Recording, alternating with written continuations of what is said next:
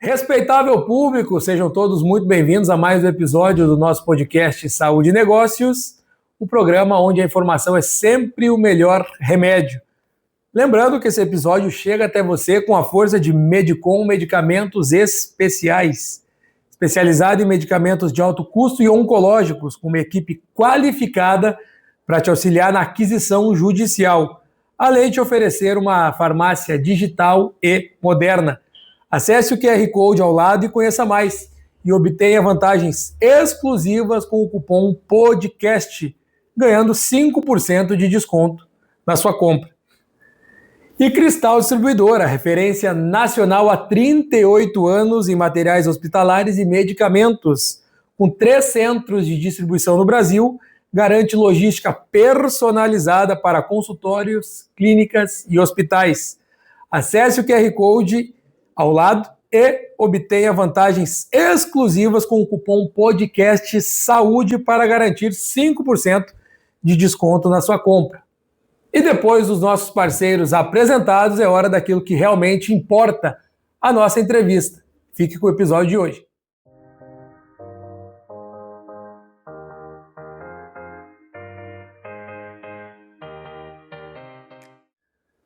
Respeitável público, sejam todos muito bem-vindos a mais um episódio do nosso podcast Saúde e Negócios, o programa onde sempre a informação é o melhor remédio.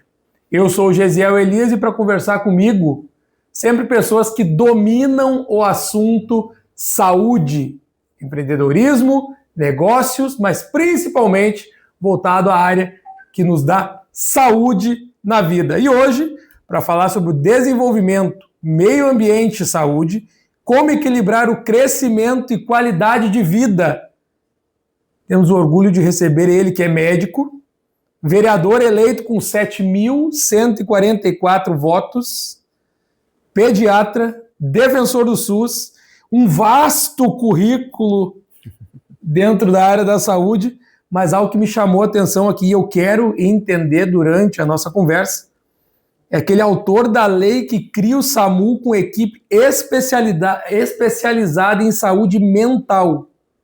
Além da saúde, segue na luta pelo meio ambiente, pela cultura, pela segurança alimentar e nutricional, pelo direito à cidade.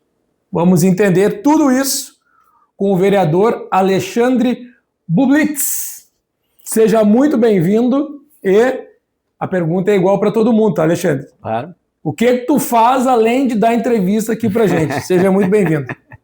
Bom, primeiro, muito obrigado pelo convite, é um prazer a gente poder estar debatendo. A pauta da saúde é sempre uma pauta fundamental, né? Eu acho que é uma das principais preocupações hoje de todos os gaúchos aqui no nosso estado. A gente sabe, sobretudo quando a gente está falando de atendimento via SUS, a população tem sofrido bastante com razão, porque a gente tem tido aí longas filas, a gente tem tido dificuldade de atendimentos em vários hospitais, muitos dos hospitais da região metropolitana e do Rio Grande do Sul, com dívidas gigantescas. Bom, meu nome é Alexandre Bublitz, eu sou médico, sou professor, hoje eu dou aula na Unicinos, né? Sou professor de pediatria, dou aula lá já faz mais 5 anos agora, sou mestre em saúde pública, já trabalhei com Médicos Sem Fronteiras, fui para Nigéria fazer missão humanitária lá, estive mais de 8 meses, né, num campo de refugiados, onde a gente fazia atendimento de crianças com desnutrição infantil, um local onde a gente tinha um conflito armado com Boko Haram,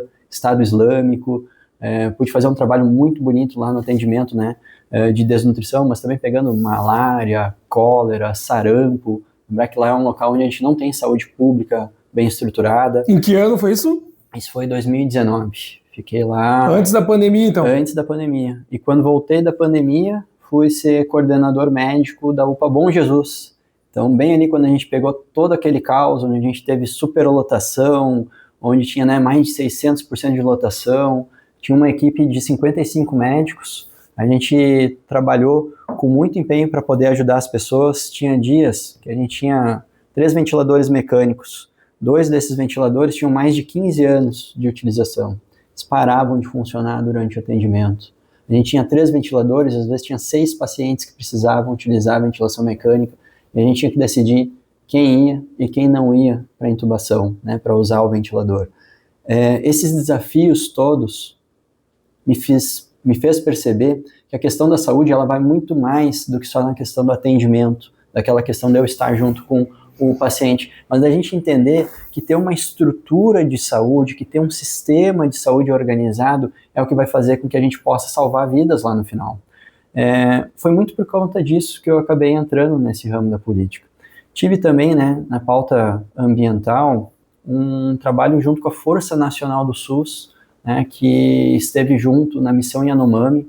Eu fui para a Amazônia em 2023, acho que quem está nos assistindo se lembra que a gente começou a ter todos aqueles casos vinculados com garimpo, onde a gente pôde ver, né, um verdadeiro genocídio da população indígena, né, muitos morrendo porque estavam sendo assassinados pelos garimpeiros, outros tantos morrendo por conta da poluição do rio, da destruição da mata, e a Força Nacional do SUS foi lá para fazer o atendimento daquela população, e eu fui um dos médicos voluntários que foi lá para poder estar junto com a população indígena e ajudando nesse atendimento. Não sou um cara que venho histórico do partido, nem nada, nunca tinha concorrido, nunca tinha participado de nada. Foi a primeira vez que eu fui candidato a vereador, foi agora, nessa última eleição. Não tinha uma grande estrutura, não tinha uma grande participação da mídia, mas tinha um trabalho sério.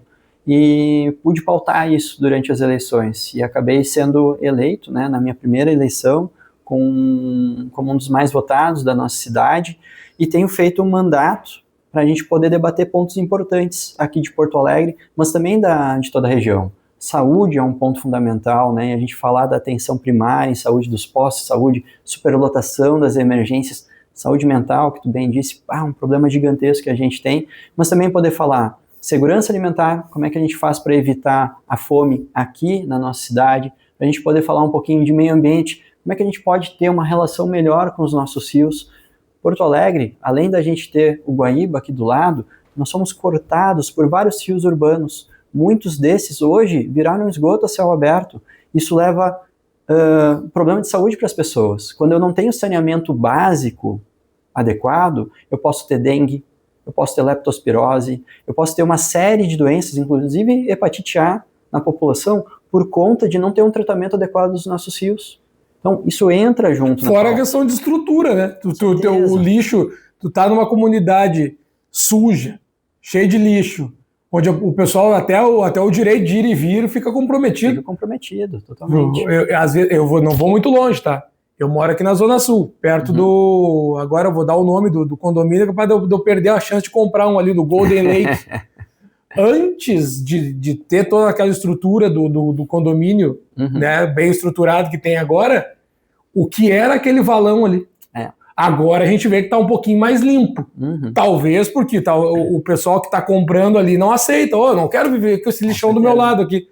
Mas há 2, 3 anos atrás, quando não tinha aquilo ali, o povo continua morando ali, é o mesmo povo que morava ali, morou a vida toda ali na Vila do Resvalo. Que Exato. Por que não cuidavam antes? Por que precisou vir um grande condomínio para ali, para ter agora um mínimo de estrutura? Mudou o povo que está ali? Isso me irrita. Precisa ter... então, talvez agora, ali no bairro Lajeado, se eu fizer um grande condomínio, vão melhorar a estrada, então. Exatamente. Tem que ter a elite no lugar. Infelizmente, é como boa parte da política funciona hoje, né, no nosso país, assim, né? Quando a gente tem um grupo economicamente favorável naquele local, se leva estrada, se faz saneamento básico, consegue articular o local. Senão, às vezes, fica esquecido. E é o que a gente costuma ver, a periferia de Porto Alegre é assim na sua maioria parte. Tratamento de esgoto são nas regiões centrais, são nos bairros mais nobres. Quando a gente começa a andar um pouquinho na periferia, a gente começa a ver que o esgoto, na verdade, sai da casa das pessoas direto para o rio. Isso causa muita doença. E aqui eu não preciso ir muito longe, a gente está aqui na Zona Sul. Como é bonito, né, a gente poder estar no Guaíba ali, final da tarde, ver o pôr do sol. Eu, nas minhas andanças pelo Brasil, estive passando um bom tempo em Manaus, né?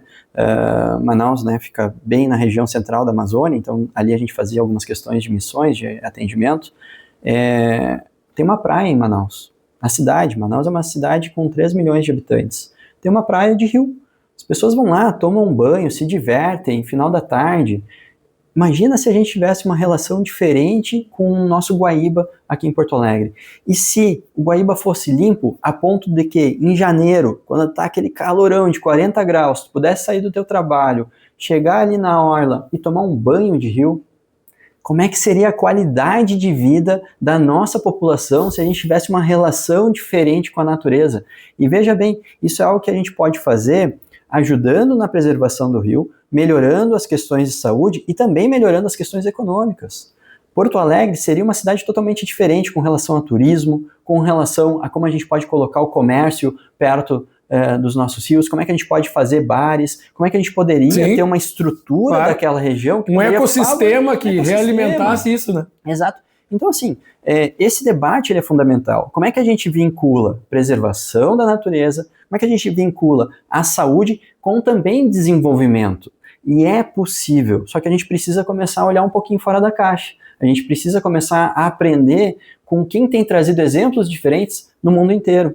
Isso para mim é um ponto fundamental. Quando a gente olha para a Europa, a gente vê que a Europa está num caminho novo. Ela, por muitos anos, né, fez destruição das suas matas, fez poluição, fábricas grandes, pesadas, com grande poluição. E hoje ela está num caminho inverso, de reduzir a poluição, de reduzir o impacto ambiental, de, né, melhorar a qualidade de vida da população, conseguindo ter uma relação com a natureza muito diferente. Ela está correndo atrás. E nós nem começamos.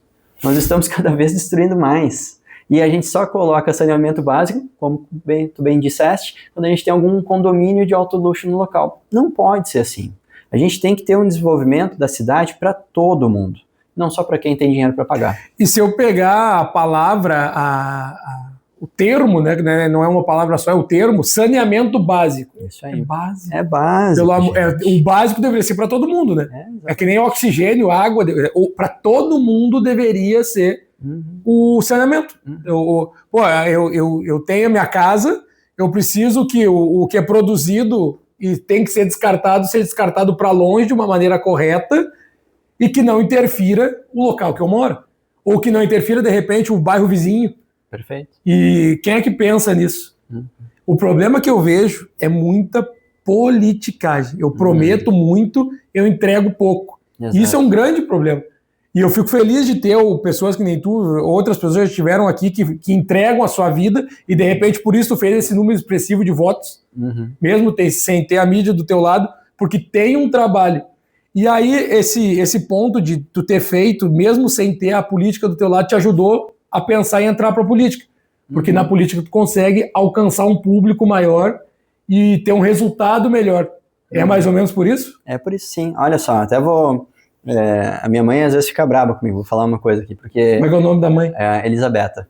Elisabetta. Tá? Porque olha só, gente, eu sou do interior, tá? Eu sou natural de Santa Cruz do Sul. Tá. Eu vim aqui pra Já Porto apitei Alegre. lá nos dois estádios, nos Plátanos e no outro lá do Avenida. Da Avenida, eu sou galo, então eu sou do Santa Cruz. Eu vim de lá para ser o único médico da minha família, tá? Minha família é família de trabalhadores. Do Avenida. Eucalipto, isso aí. E vim aqui para estudar. Eu acho que muitos jovens vêm do interior para Porto Alegre, né? E começam a estudar e vão seguindo a sua vida aqui na região. Não foi diferente. Eu vim, precisava passar numa universidade federal, era a única opção que eu tinha. Consegui estudar, entrei na URGS, né? Me formei pela URGS. Depois eu fui fazer residência médica, eu sou pediatra, também no Hospital de Clínicas, que é o hospital da URGS. Eu tenho uma formação acadêmica muito boa, né? Hoje eu sou um trabalhador concursado do Hospital de Clínicas, né, um hospital federal. Eu sou professor de medicina na Unicinos.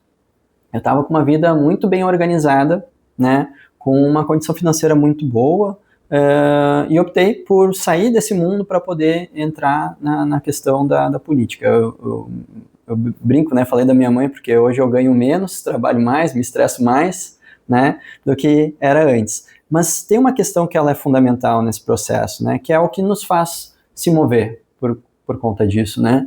Eu acho que tem algumas coisas que a gente, uma vez que a gente abre os olhos, que a gente consegue enxergar, não desaparece mais, né. Quando a gente começa a trabalhar com pessoas, a gente começa a fazer esse atendimento direto, a gente começa a cuidar, né, das pessoas, e tu te envolve, tu conhece as histórias, tu participa do drama da vida delas, isso é algo muito gratificante, algo que é importante para a gente vê o quanto que a gente pode fazer para ajudar, né? No meu trabalho como médico, eu conseguia ajudar 1, 2, 3 pessoas, que eram aqueles pacientes que eu estava ali ajudando. Só que daí, poxa, eu estava lá na Bom Jesus, UPA lotada, né? E aí a gente tinha dificuldade por não ter oxigênio. A gente tinha um paciente que acabava vindo falecer porque ele não conseguia chegar na fila do SUS a tempo para fazer o atendimento. A gente via que a maior parte da população que morreu de Covid, proporcionalmente, foi justamente a população mais vulnerável, mais pobre, por uma dificuldade de acesso à saúde. Então, assim, se eu realmente quero ajudar, se eu realmente quero fazer a diferença, a gente precisa mexer na estrutura da nossa sociedade, a gente precisa ter condições de melhorar a saúde como um todo, né? E não fazer só aquele atendimento único. Isso eu acho que me motivou muito.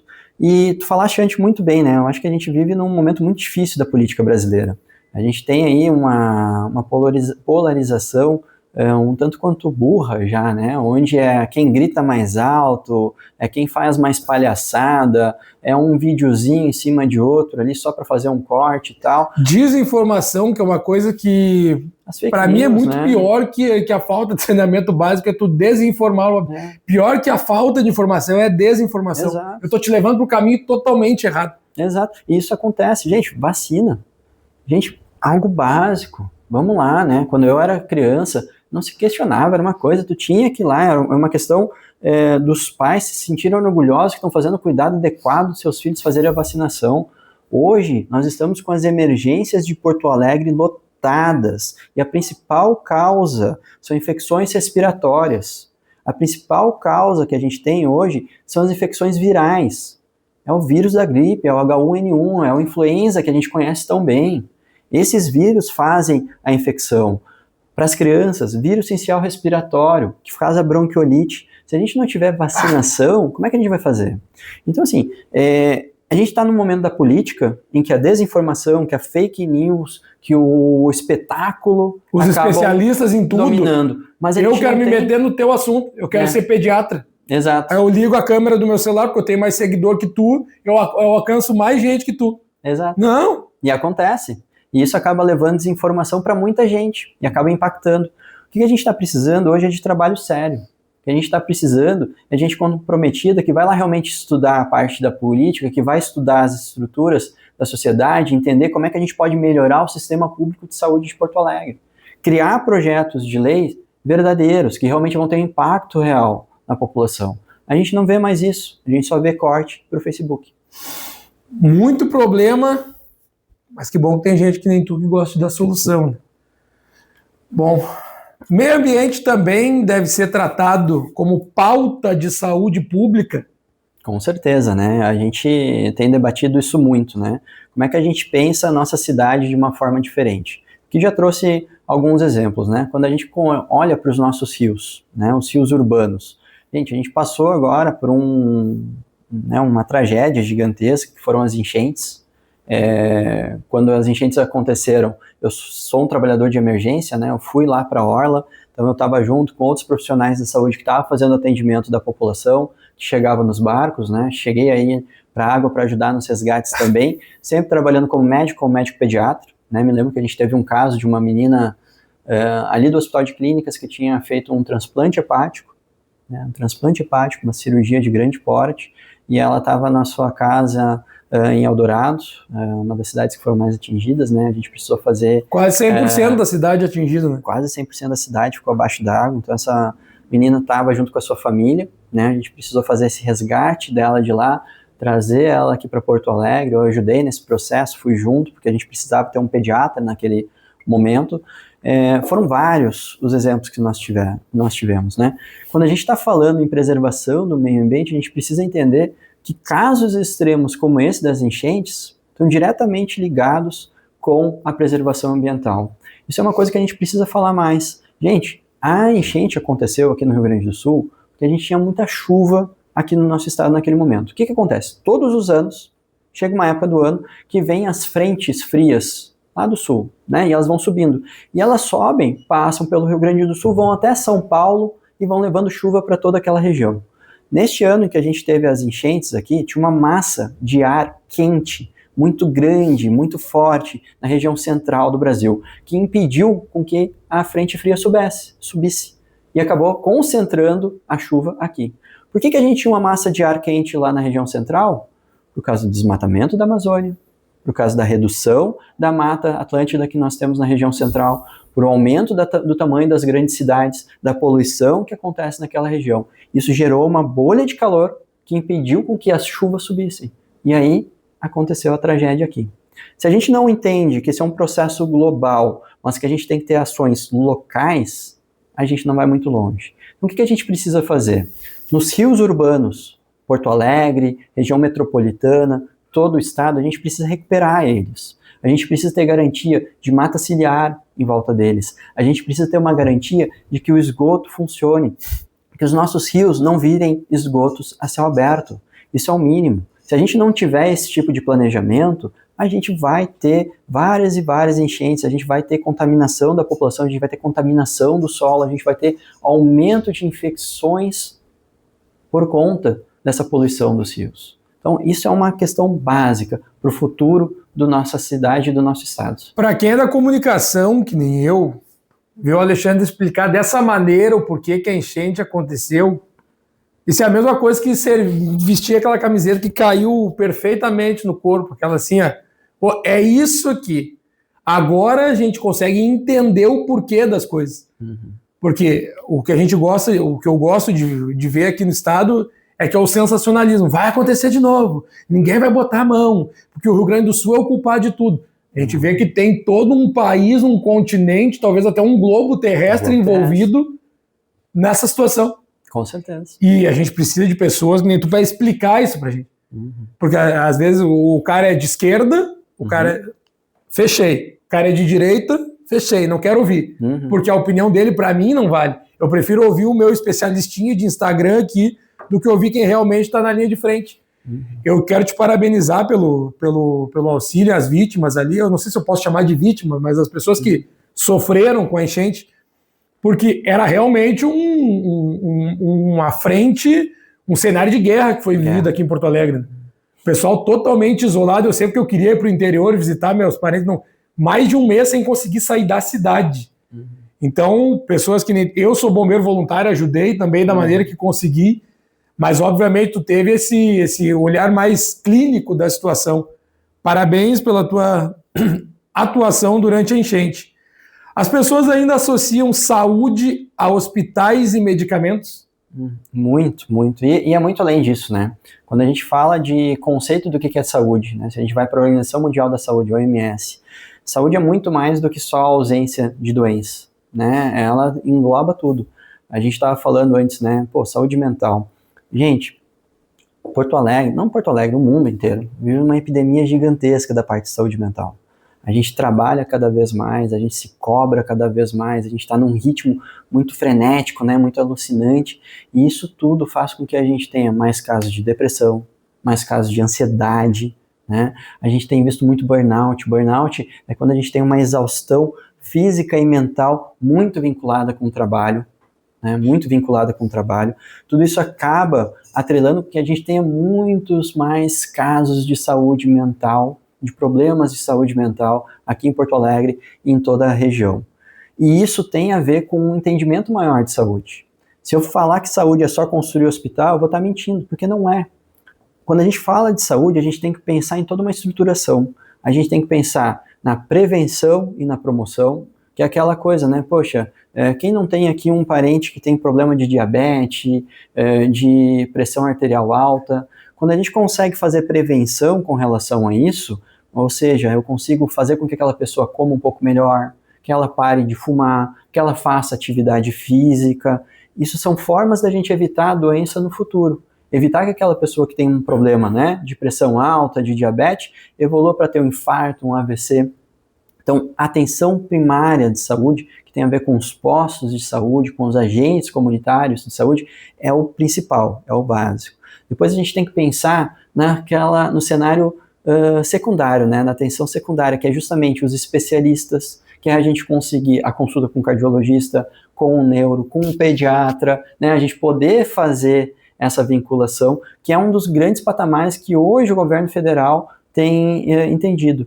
Para quem se lembra, quando a gente olha lá nos anos 90, começou ainda com o Fernando Henrique Cardoso, tá, gente? Lá com o Fernando Henrique Cardoso. Fernando Henrique Cardoso trouxe o programa, né, da saúde da família. Era para ser um programa inicial, para levar médicos para os postos. Quando entrou o governo Lula depois, o governo Lula continuou com aquele programa, que vejam bem, era um programa que começou no governo da direita e foi ampliado no governo da esquerda. A gente tem que dialogar, tá? Direita e esquerda tem que dialogar. A gente conseguiu levar que aquele programa virasse uma estratégia. Aumentamos eles, levamos médicos para muitos lugares que não tinham médicos hoje no Rio Grande do Sul, através dos postos de saúde, através da estratégia da saúde da família. E agora a gente está indo para um segundo passo, que é com o programa Agora Tem Especialista, que é justamente para trazer os especialistas para dentro do SUS e aumentar o número de profissionais para fazer as consultas como cardio, oftalmo, neuro, tantos problemas que a gente tem. Por fim, os hospitais são importantes? São fundamentais. Não é só hospital saúde, gente, mas se a gente não tiver um hospital com saúde financeira, com capacidade de atendimento, a gente não vai longe. Quero dar um exemplo. Canoas, aqui do lado. O Hospital Universitário de Canoas vive uma crise gigantesca. O Hospital Universitário... Hospital da Ubra. O Hospital da Ubra, né? Que é um que hospital, foi referência nacional, não só estadual, né? Ele é uma referência nacional e hoje ele faz atendimento de 150 municípios. 153, se eu não estou enganado, municípios de toda a região. Então a região metropolitana e arredores. É um hospital que está vinculado com uma universidade, é um hospital que tinha uma capacidade de 600 leitos, hoje a gente só tem 300 funcionando, é um hospital que tinha 11 salas cirúrgicas, hoje apenas 2 estão funcionando. Uma grande crise se abateu lá. A Ubra começou a ter dificuldade de colocar seus alunos, a gente teve fechamento dos programas de residência médica naquele hospital por conta de uma crise financeira que se abateu ali. Desde a enchente, ou antes já, a gente vem vendo, né, vários momentos em que o hospital começou a ser desfinanciado. Há muitos anos atrás, a gente teve lá um grande problema, onde uma empresa terceirizada entrou e teve um problema legal gigantesco, tirou recursos do hospital. Sim. Hoje, uma falta de investimento também por conta do governo estadual, onde a gente tem o programa Assistir, que é o programa do governo que faz o repasse financeiro para os hospitais, retirou em torno de 14 milhões de reais ali do HU. Ou seja, é muito dinheiro que foi sendo retirado ali e acabou gerando uma crise econômica. Se a gente não cuida do hospital do HU, por exemplo, e a gente consegue ter junto do governo nacional, né, a federalização desse hospital, ou seja, trazer o governo federal aqui para o Rio Grande do Sul para ajudar a recuperar o nosso hospital, a gente não vai muito longe. Então a gente precisa olhar para o Hospital de Viamão, a gente precisa olhar para o Hospital de Novo Hamburgo, para o Hospital de São Leopoldo, para o Hospital de Canoas, a gente precisa olhar para toda a região além de Porto Alegre. E investir nos nossos hospitais, na saúde financeira deles, é fundamental para o futuro da saúde do nosso estado. Estou falando aqui com um cara que é socorrista profissional.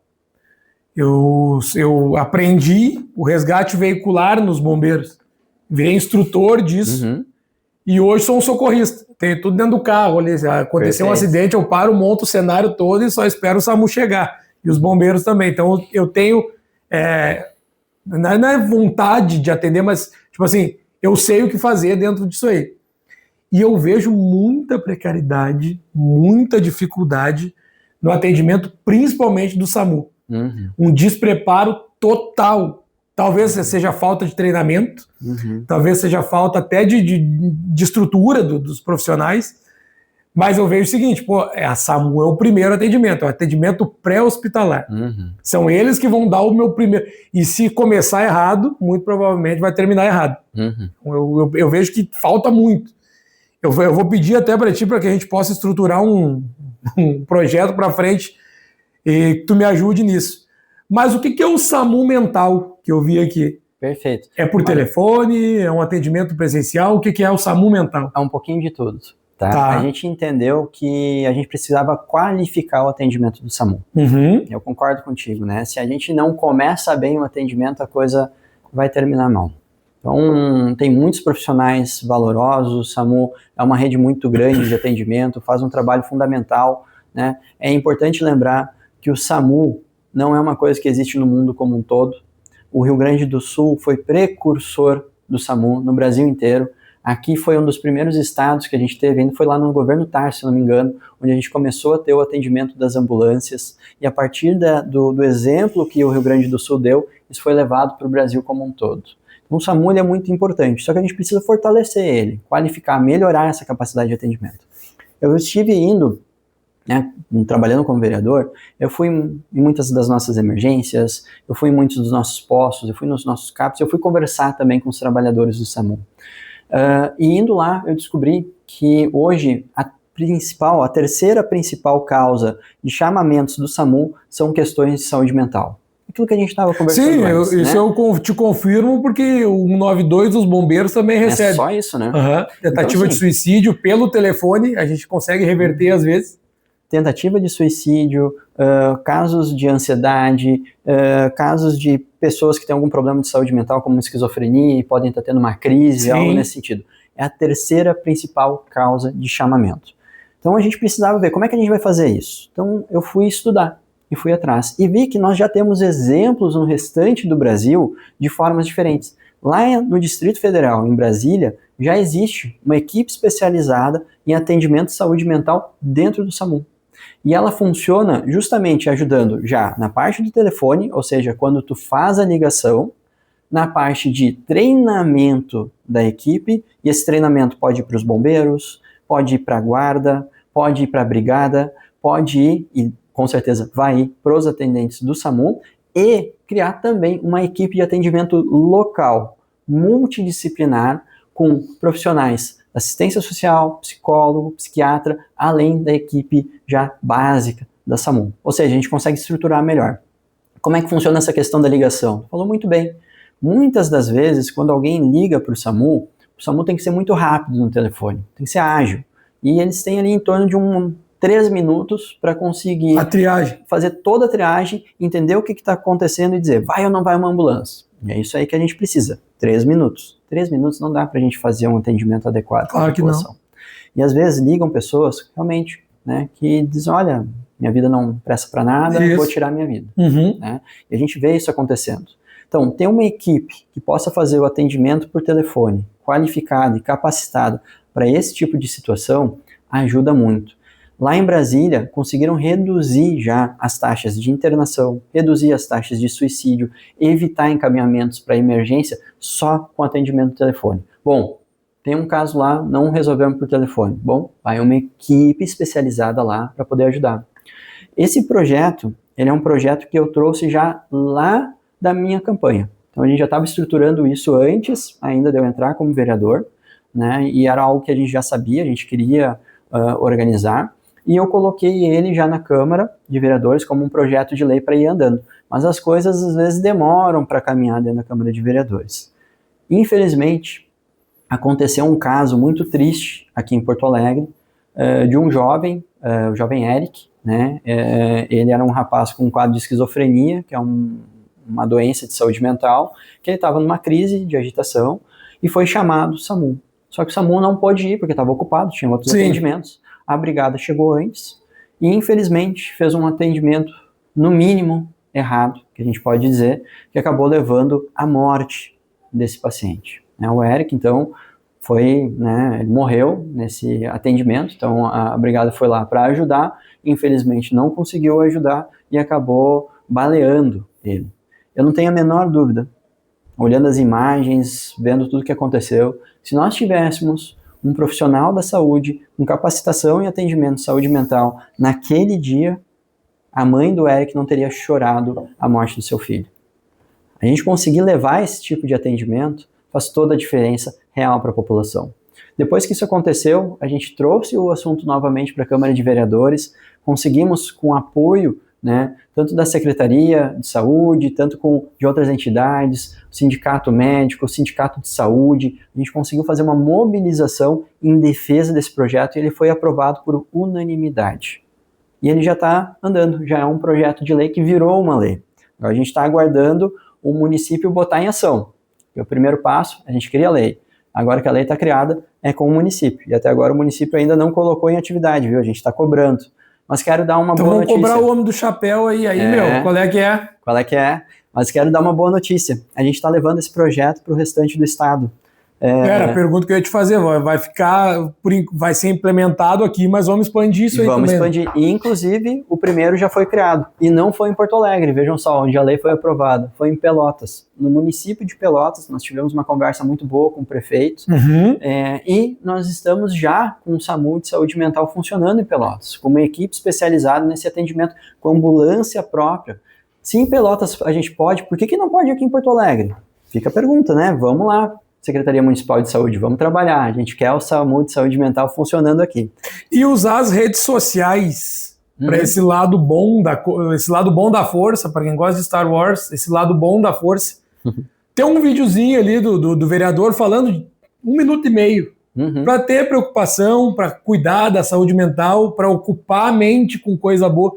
Isso também não é legal para o pessoal que gosta de ficar na telinha do telefone o tempo todo, utilizar para o lado bom esse lado da saúde mental? Que foi mais ou menos assim que eu comecei, tá? Quando a gente estava na pandemia, eu sempre conto essa história porque foi um dia importante, assim. Durante a pandemia, eu estava à frente de uma das UPAs, né? E eu ajudava no atendimento também, botava a mão na massa, não ficava só na coordenação.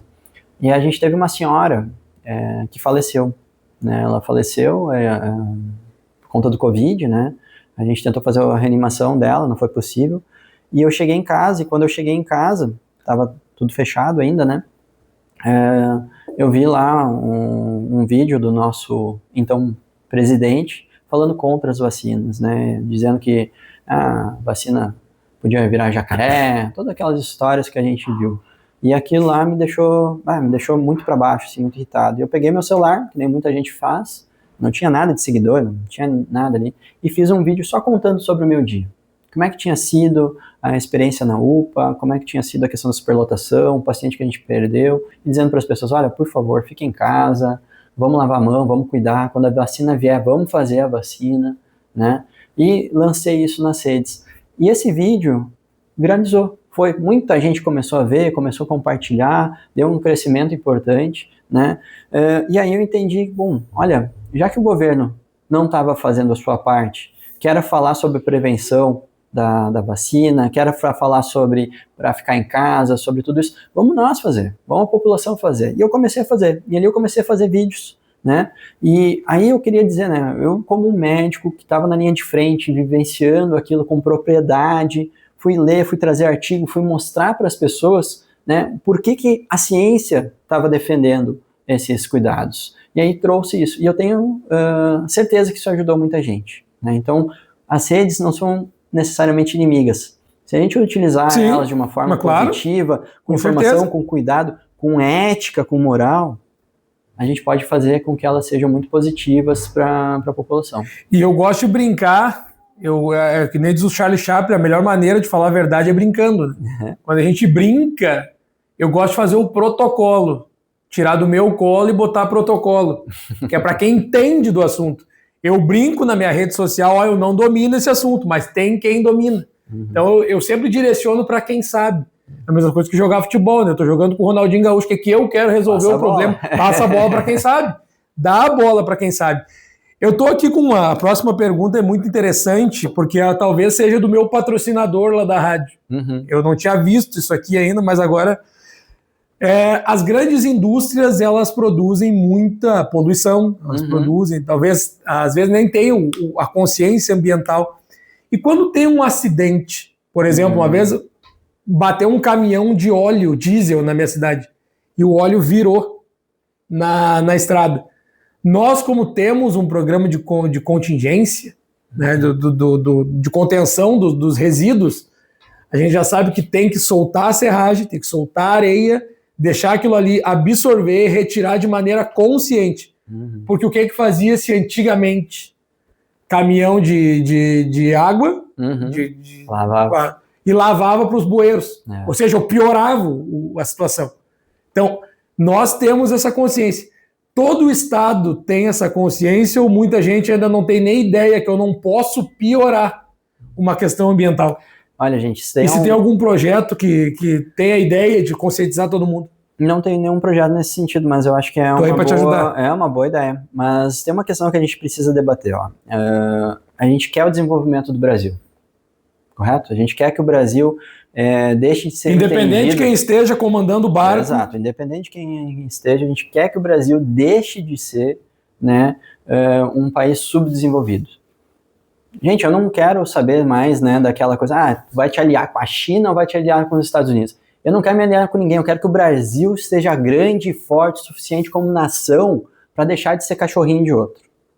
Para a gente fazer isso, a gente precisa desenvolver o nosso país. Nosso país não pode mais ser apenas um país agrário. O agronegócio é super importante, estamos juntos, queremos que o agronegócio cresça mais, mas a gente precisa ir além disso. Então a gente precisa de ter desenvolvimento de indústria, mas a gente precisa ter desenvolvimento de indústria que seja de alta tecnologia. E a saúde é um dos melhores lugares que a gente pode fazer isso. O Brasil tem uma capacidade gigantesca com um SUS de ser um grande polo mundial no desenvolvimento de tecnologia em saúde. Eu tenho plena consciência disso e quero que isso seja uma proposta de futuro para o nosso país. E para o Rio Grande do Sul também. O Rio Grande do Sul é um dos estados com maior capacidade de desenvolvimento em tecnologia em saúde. Vocês estão falando com um professor universitário que gosta de pesquisa e que sabe que aqui é um polo regional importante para isso, e a gente pode. Mas quando a gente fala de desenvolvimento, a gente tem que começar a pensar em indústrias sérias, que realmente tragam tecnologia, que tragam, né, emprego, e não só aquele emprego do passado, né, do cara lá, tu falou do Charlie Chaplin antes, né, para quem gosta dos vídeos do Charlie Chaplin, dos filmes, né, me fugiu o nome, me ajuda no nome do filme, que ele diz que ele não sou máquina, eu sou homem, né? É do Grande Ditador, que é uma... O Grande Ditador também. É uma sátira, o problema desse filme é o seguinte, ele ironiza o homenzinho do bigode lá com o homenzinho vivo ainda. Ele não tá falando do cara do bigode agora, que ele já tá no quinto dos infernos, o rapaz estava vivo e ele fez um vídeo satirizando o próprio ditador. Então, de maneira... E dizem que ele assistiu e gostou do filme. Deve ter. Então, naquele discurso dele, porque o Charlie Chaplin ele foi muito conhecido pelo cinema mudo, né? Uhum. Aquele é um dos poucos filmes dele que ele fala. E no final tem esse discurso que ecoa até hoje, né? Exato. Não sejamos gado. Não sejamos massa de manobra. Que a gente assuma o protagonismo da própria vida. E não deixa esse povo que acha que mandam na gente governar o nosso pensamento. Perfeito, é isso aí. Que legal, cara. Que bom que tu entende de Charlie Chaplin. Né, aumenta para 3 horas o podcast hoje que nós vamos falar do Chaplin. O Chaplin traz uma crítica social muito grande nos filmes dele. Mesmo no cinema mudo, ele mostrava, né, a vida do trabalhador operário, né, mostrando lá do trabalhador apertando lá o botãozinho lá com as chaves, né, e mostrando o cansaço. Ele sai da máquina, da coisa fazendo a mesma coisa, da empresa tanto fazer a mesma coisa. Esse emprego, ele é um emprego importante para a gente ter. Mas a gente precisa mais. Quando a gente está falando de desenvolvimento industrial, desenvolvimento de tecnologia, eu quero sim que a gente consiga ter aquele desenvolvimento do trabalhador de chão de fábrica, mas que a gente possa também pensar no engenheiro, que a gente possa pensar no cientista, que a gente possa pensar no desenvolvimento industrial com ganho de tecnologia e ganho de qualidade. Então, gente, quando a gente está falando de desenvolvimento regional, a gente tem que começar a parar de pensar no nosso desenvolvimento regional como simplesmente trazer qualquer indústria para cá. A gente tem que trazer e desenvolver indústrias sérias, que entendam a questão da responsabilidade ambiental, que entendam a necessidade da gente ter regulamentação, da gente ter leis, da gente ter regras para fortalecer o nosso estado. A gente quer um desenvolvimento junto da preservação. A gente quer um desenvolvimento junto com o desenvolvimento da tecnologia. O Brasil hoje exporta muito, e a gente exporta o aço que vai para fora, e lá fora eles transformam o aço em alguma utilidade para nós. Não, a gente quer transformar o aço aqui, a gente quer agregar valor, a gente quer fazer com que esse desenvolvimento aconteça. Para mim, fundamental, eu já estava falando isso antes, a gente pensar no Rio Grande do Sul como uma possibilidade de um centro de desenvolvimento de pesquisa em saúde, onde a gente possa ter desenvolvimento de medicações aqui no Rio Grande do Sul, onde a gente possa ter desenvolvimento, né, de materiais, de equipamento de saúde. Gente, a gente importa muita coisa e a gente poderia estar produzindo aqui. A gente falou bastante sobre a pandemia. O Brasil tem um grande potencial de produzir vacinas e a gente foi importar a vacina da Índia. Como é que a Índia tem capacidade de fazer produção de medicamento, tem produção de vacina e a gente não tem? A gente precisa entender isso e a gente precisa desenvolver essa tecnologia em saúde aqui no nosso estado. Isso é fundamental, isso é possível, gerando emprego, né? Fazendo com que a área da educação, das universidades consigam também estar vinculadas nisso, tendo pesquisa. Gente, é um potencial gigantesco. Então, quando a gente pensa saúde, meio ambiente, desenvolvimento, tecnologia, ciência, economia, está tudo interligado. A gente só precisa arregaçar as mangas e trabalhar. Se um dia o doutor não tiver mais nas ocupações que ele tem hoje, ele quiser trabalhar com rádio, com comunicação, tu manda teu currículo para mim que eu te emprego no mesmo dia. Pode mandar aqui que tu tá contratado. O homem é bom, hein? Bom de microfone. Agora eu vou falar sobre, talvez seja o meu patrocinador da rádio, CMPC Viva o Natural. Perfeito. Que é o meu quadro da rádio de arbitragem, ele é patrocinado pela CMPC. Perfeito. E agora eu vou entender o que é a CMPC, porque eu só faço a propaganda, eu nunca tive a oportunidade de conhecer o que é a CMPC. Gente, o que é a CMPC? A CMPC, ela é uma empresa de celulose. Tá. Então ela é uma empresa que vai produzir papel, basicamente. É mais do que isso, né, gente? Mas ela vai fazer esse trabalho. A gente tem uma possibilidade... A sede é onde?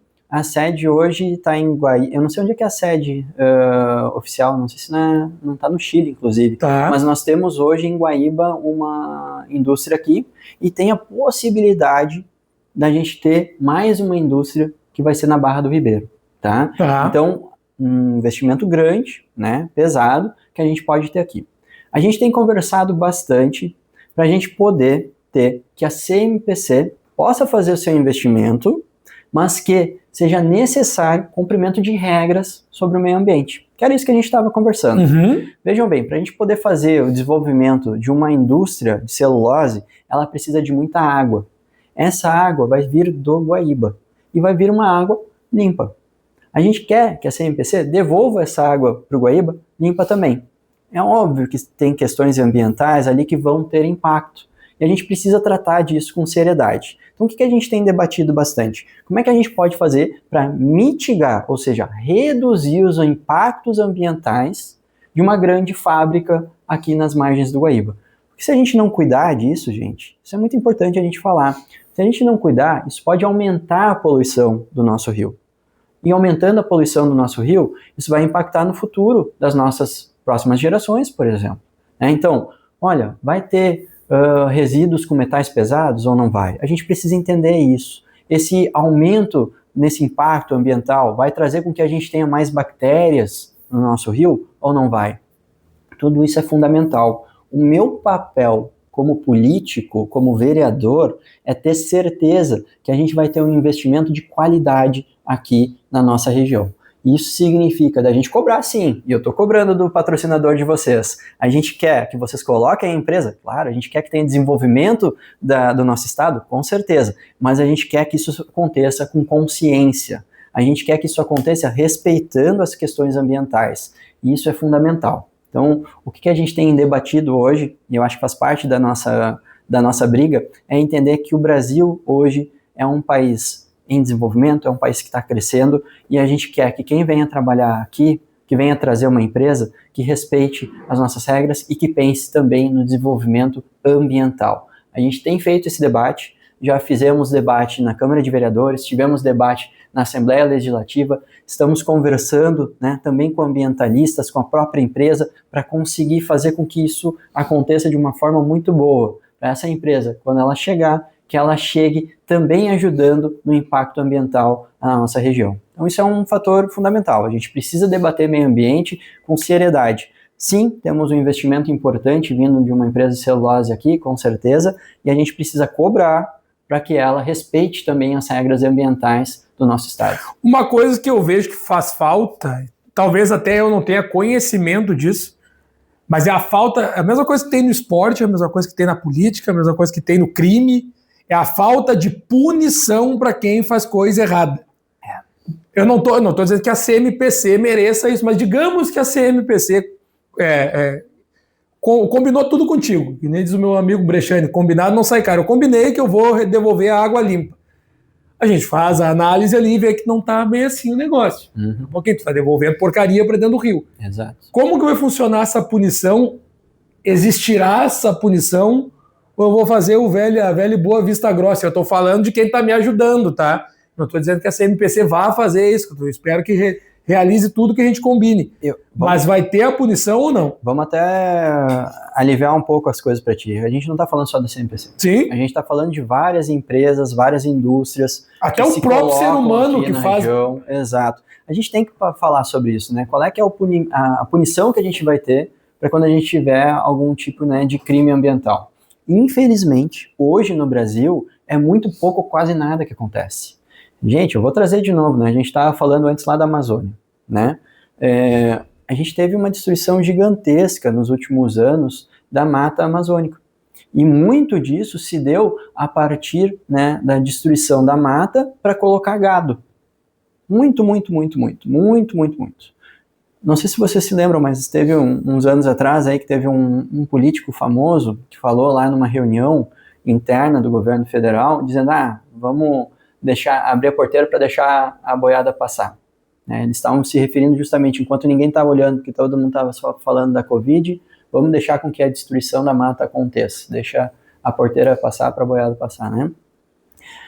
Infelizmente, boa parte dessas pessoas que destroem o meio ambiente, que poluem os rios, hoje não são punidas, né? E isso se dá também por uma questão de poder econômico.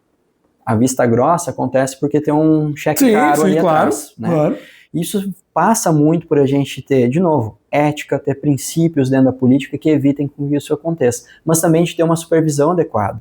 A gente precisa ter desenvolvimento do IBAMA, a gente precisa ter, né, um desenvolvimento onde o Ministério Público possa fazer suas ações com garantia.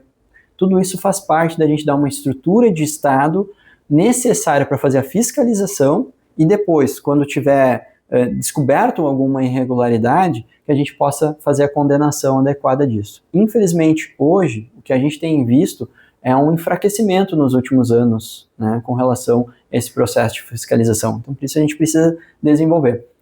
O que vai acontecer no futuro?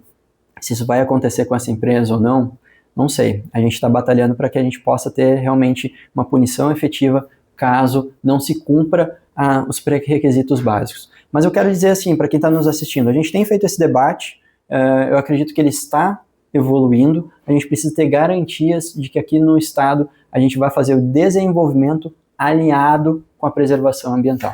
E o contrário eu também penso que seja interessante, doutor.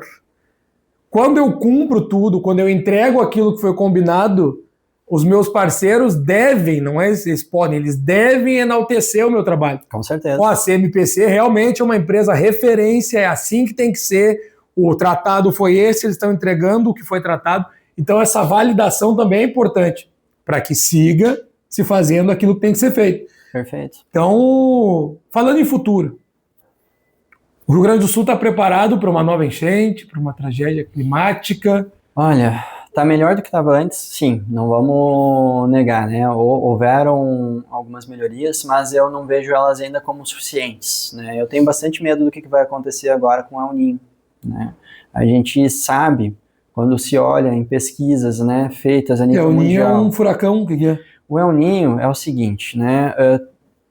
Cada 4 anos, mais ou menos, a gente tem um evento climático de superaquecimento da região do mar. Tá? E isso acontece também por mudanças ambientais, seja por questão de poluição, seja por questão, né, de estar com muita fumaça no ar, isso tudo faz com que a atmosfera fique mais quente. O aquecimento das águas do mar faz com que as correntes marítimas, as correntes de ar, elas se mudem. E isso pode acarretar com aumento na quantidade de chuva em alguns lugares, secas em outras, furacão em outras, isso varia, não é uma coisa tão simples. O que tem se dito? Que esse ano nós teremos ali por setembro, outubro, um evento climático importante com aumento das chuvas aqui na região do Rio Grande do Sul.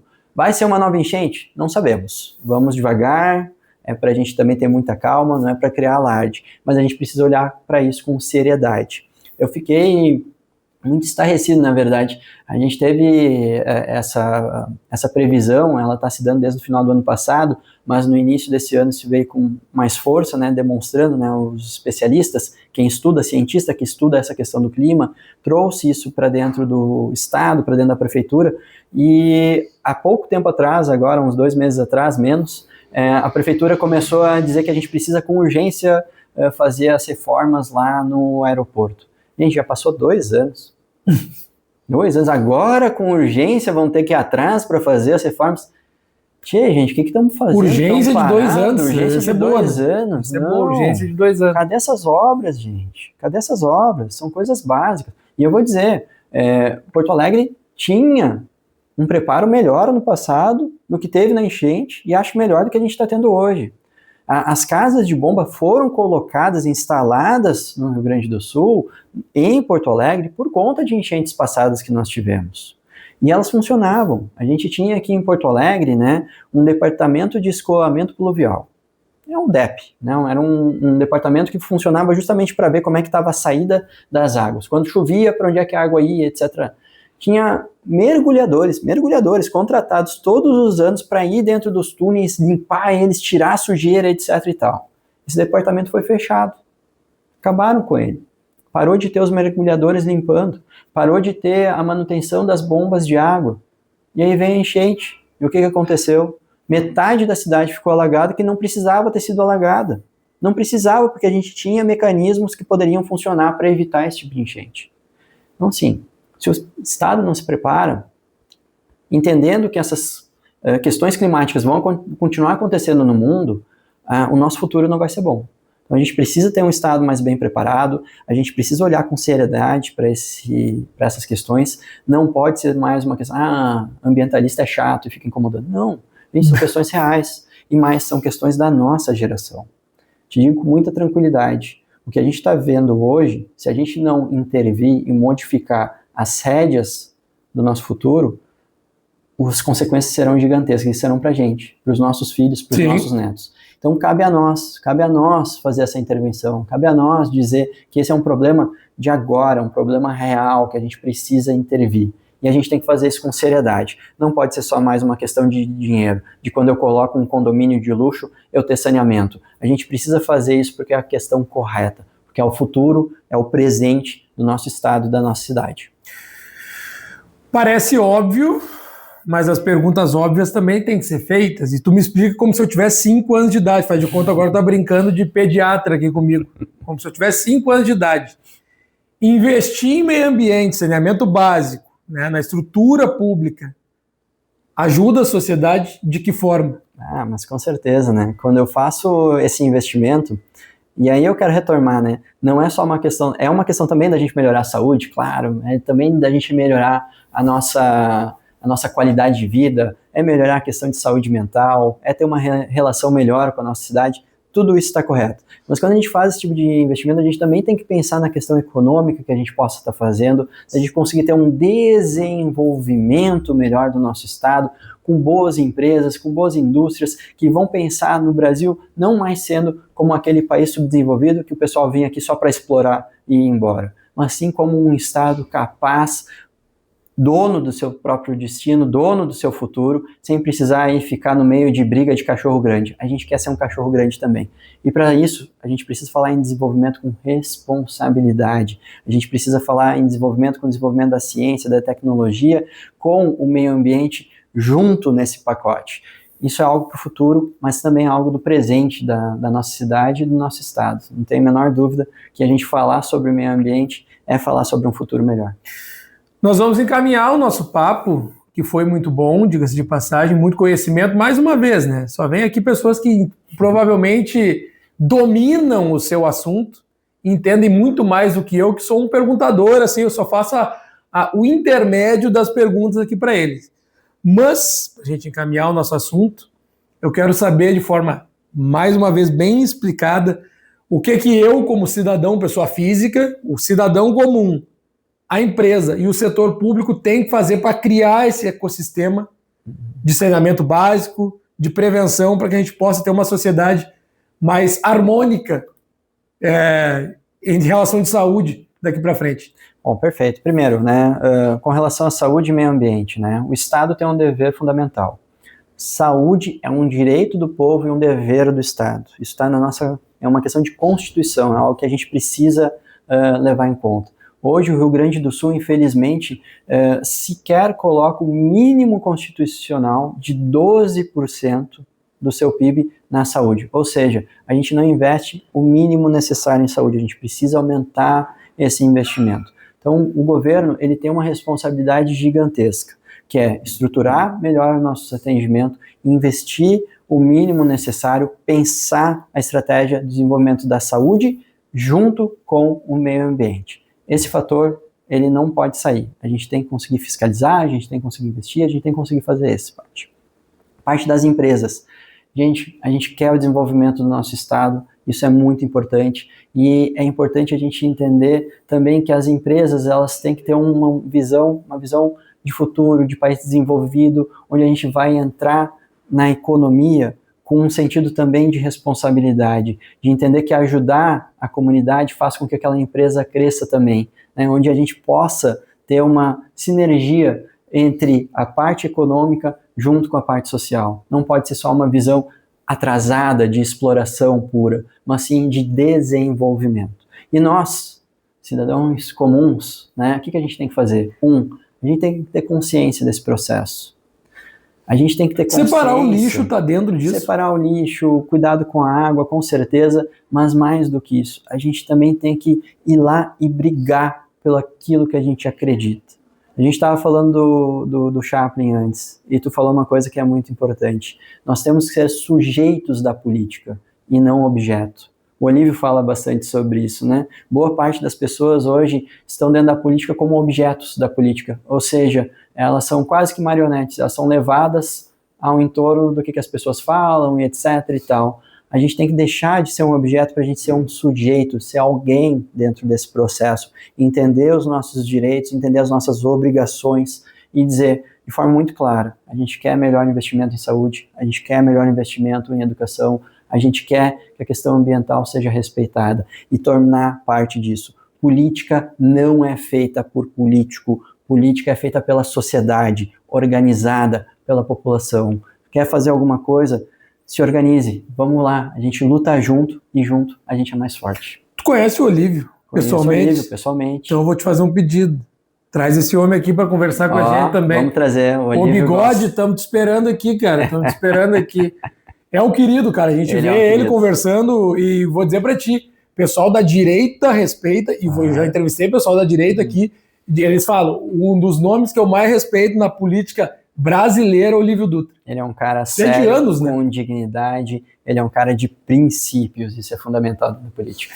Doutor, eu quero te agradecer pelo papo, e antes de tudo, eu quero que tu venda teu peixe, está saindo aí a pré-candidato a deputado, né? Estou saindo pré-candidato a deputado estadual. Sim. Né? Que nem eu estava dizendo antes, foi a primeira vez que eu fui candidato a vereador, vim meio desconhecido aí da maior parte da população, consegui fazer uma boa votação. A gente quer poder levar seriedade, trabalho de verdade para dentro da Assembleia Legislativa, para a gente poder ajudar no SUS, para a gente poder ajudar na saúde, no meio ambiente, na educação, no que for. Mas a gente quer fazer um trabalho real, sério, para ajudar o Rio Grande do Sul. Com coragem, a gente pode cuidar do nosso estado. Conte sempre com o espaço, gostei muito do papo, foi muito agregador, muito obrigado pelo teu conhecimento, mas antes, levar para tua casa é para tu tomar teu cafezinho, teu chazinho, tua água. Seja sempre muito bem-vindo. Eu espero que os teus colegas também venham aqui contar a história deles dentro da saúde, dentro dos negócios, que é o propósito do nosso programa. E deixa aí uma mensagem final para os teus seguidores, para os teus futuros eleitores, aqueles que já depositaram teu voto, primeiramente, parabéns aí pela quantidade expressiva de votos, mesmo sem mídia, e conte com a gente sempre. Certo, muito obrigado. Na verdade, eu queria agradecer vocês aqui pelo espaço. Gostou do papo? Gostei bastante do papo, estou à disposição para a gente poder conversar mais. Podem nos seguir ali nas nossas redes, no Instagram, só procurar lá Alexandre Bublitz, daí Segui a gente pode ter um pouquinho mais de informação. A gente está numa luta, uma boa luta, para poder ajudar o nosso estado. Muito obrigado. Consciência ambiental, saúde, convergência de ideias, isso é muito bom, a gente ter o mesmo direcionamento, mesmo às vezes pensando diferente, é importante crescermos juntos. Muito obrigado pela tua presença. E esse foi mais um episódio do nosso podcast Saúde e Negócios, o programa onde a informação é sempre o melhor remédio. Hoje eu percebi outra coisa. Não é só a informação, é a prevenção também, é um grande remédio para que a gente possa crescer como sociedade. Muito obrigado, doutor, e até a próxima. Compartilhe o episódio com quem você sabe que merece esse conteúdo. Até mais. Tchau, tchau.